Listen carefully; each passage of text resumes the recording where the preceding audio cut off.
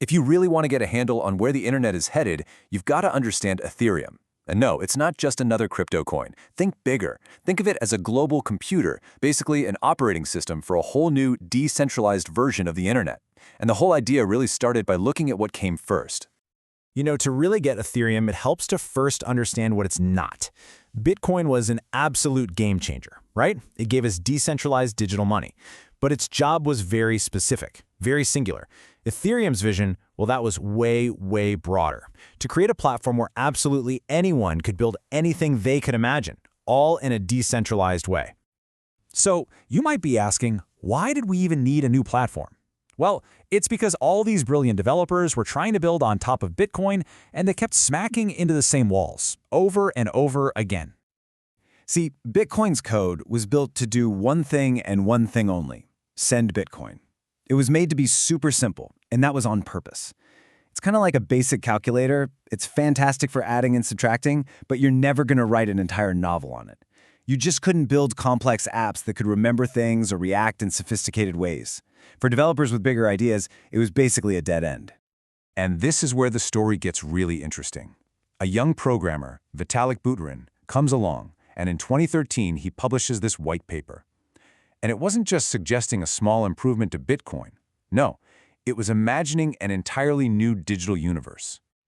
The core idea was so simple, but at the same time, just massive.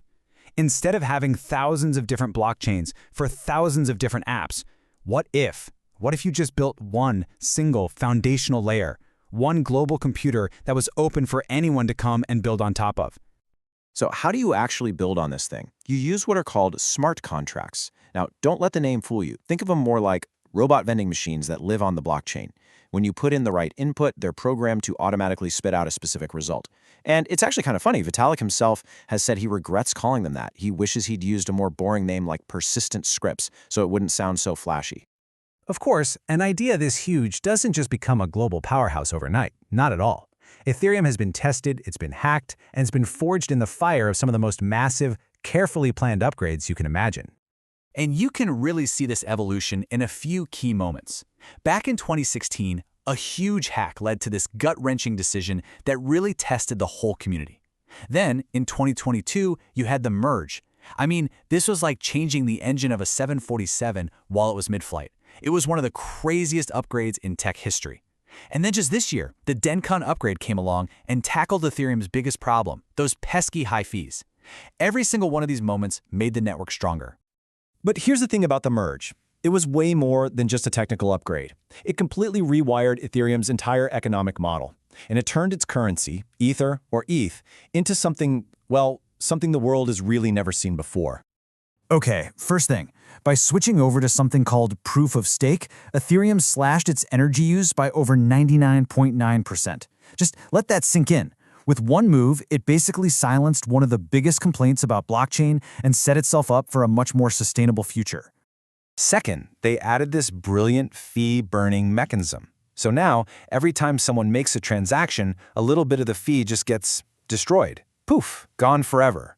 And as you can see, that adds up. We're talking millions of ETH, worth billions of dollars, just removed from the supply.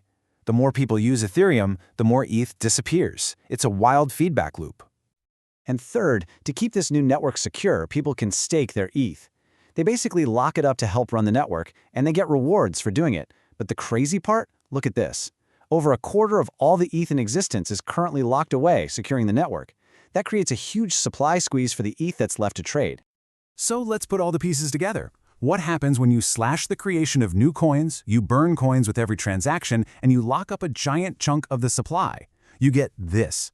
Before the merge, the supply of ETH was growing by about 4% a year. After the merge, it's actually shrinking. ETH became one of the first major deflationary assets in the world. Okay, so Ethereum is secure, it's sustainable, and it has this totally revolutionary economic engine. But there was still one giant elephant in the room: scalability. I mean, how could a world computer ever hope to handle billions of people without just grinding to a halt? The problem is actually pretty easy to understand. To be as secure as possible, the main Ethereum network makes every single computer in the network process every single transaction. It works, but it also creates a massive traffic jam. Imagine trying to get the entire world's rush hour traffic onto a single-lane highway.